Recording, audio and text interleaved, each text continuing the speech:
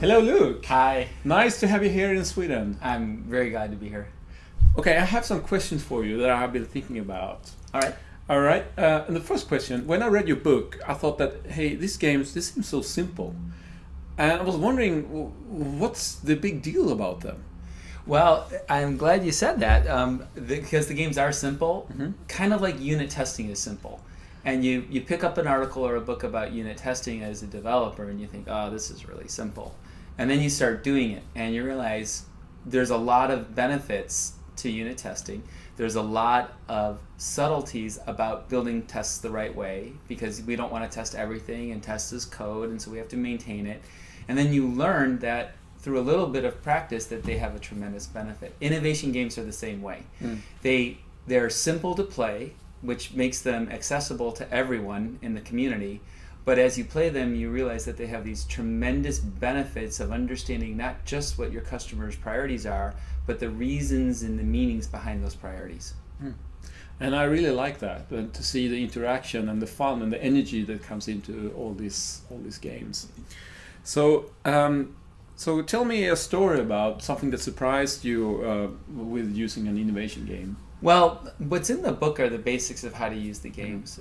But some of the surprising ways that we've been able to use the games include helping the city of San Jose, California, prioritize the budget deficit that they're facing with citizen input. Wow. So if you think about it, in a project team or in prioritizing your backlog with customers, that's a very straightforward use of some of the games, or developing a roadmap. But we're doing things with the games like helping cities grow, helping citizens engage with their government, helping students in schools prepare book reports. And so there's a lot of uses of the games that are very surprising. So even though one element is play, right? You do this fun, creative way. There's also like a serious side. This is not just for play things. There are big companies using this. Yeah, so the distinction between a game and a serious game is that in a serious game, the outcome of the game affects the players. So when I'm playing Monopoly or some other card game with my family, it's just for fun.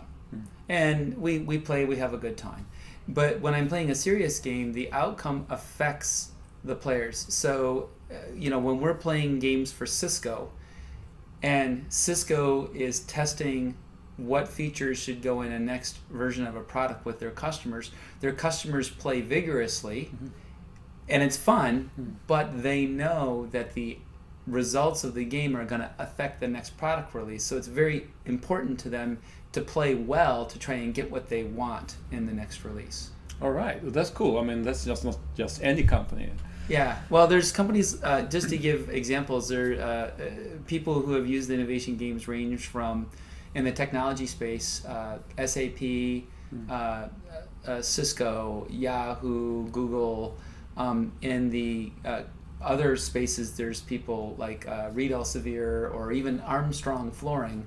We've played games on the future of flooring and how flooring will evolve. Wow. Yeah, which is kind of interesting. That's kind of cool. Yeah, well, if you think about it from a world sustainability perspective, we use a lot of natural resources in our floors. We use woods, we use oils, and we use wool and other things in our carpets and our flooring. So how are we going to continue to sustain something as simple as flooring? It's very interesting.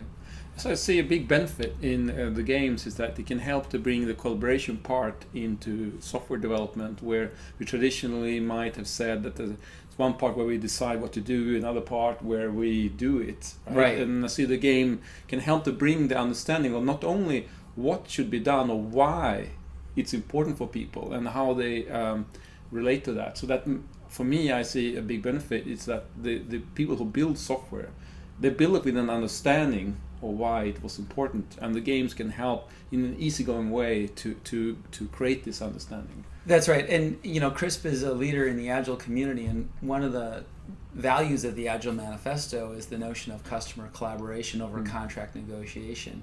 The challenge is that we don't have a lot of good tools for collaboration in the Agile community, and innovation games are collaboration tools that Agile teams can use to better understand their customers' needs. And that doesn't matter if their customers are internal or if their customers are external.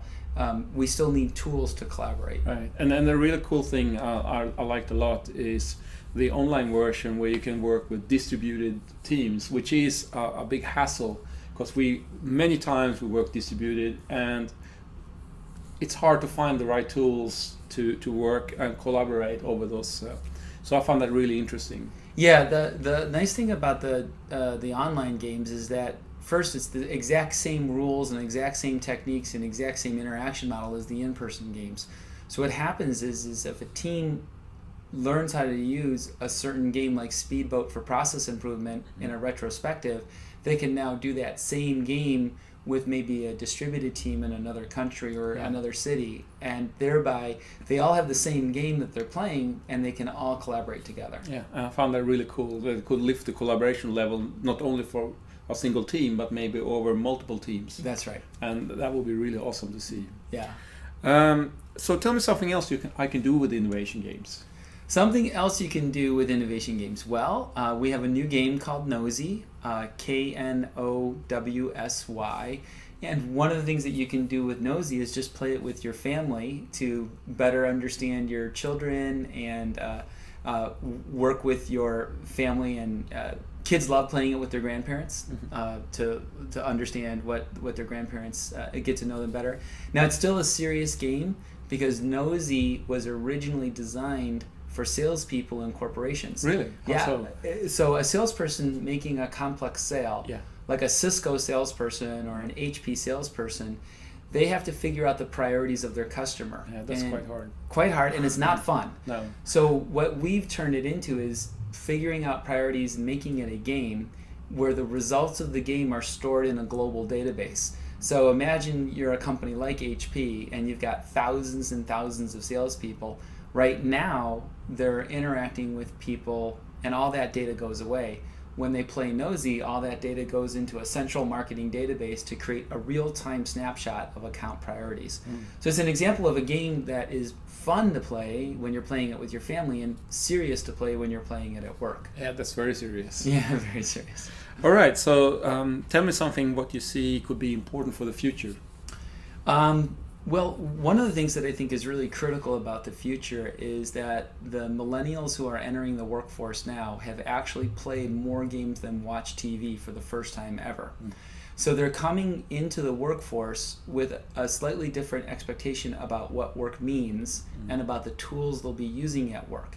And they're expecting that games and game-based interaction models are a part of work because in their world it was a part of growing up. Yeah.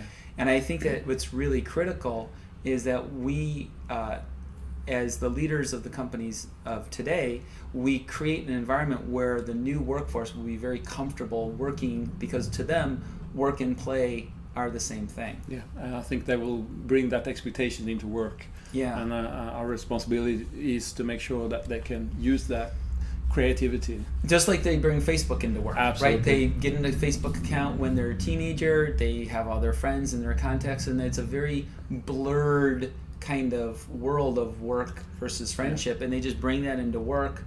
They're going to bring game and gaming approaches into work. Oh, that sounds very interesting Yeah. to see. Okay, look, thank you very much. Thank you. Nice to meeting you. Thank you. Right.